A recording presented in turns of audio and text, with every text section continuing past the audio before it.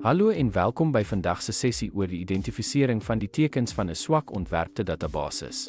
In hierdie video sal ons ondersoek hoe ontwerpfoute kan lei tot ondoeltreffendheid, datafoute en onderhoudsuitdagings, en waarom die vroeë herkenning van hierdie probleme die sleutel is tot die instandhouding van betroubare, hoogs presterende stelsels.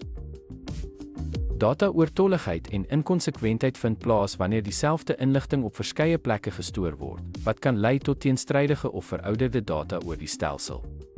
Onduidelike verwantskappe tussen tabelle maak dit moeilik om te verstaan hoe data verbind, wat verwarring en uitdagings veroorsaak wanneer verwante inligting herwin word.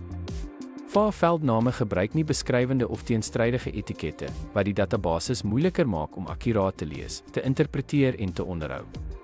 Swak werkverrigting gebeur wanneer die database sukkel om groot hoeveelhede data of veelvuldige gebruikers doeltreffend te bestuur, dikwels stadiger of vasval onder swaar las.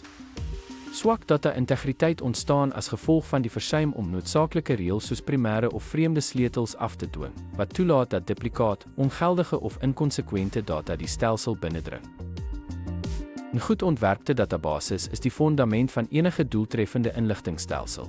Deur kwessies soos data-oortolligheid, onduidelike verwantskappe en swak data-integriteit vroegtydig raak te sien, kan jy akkuraatheid, skaalbaarheid en langtermynstabiliteit verseker.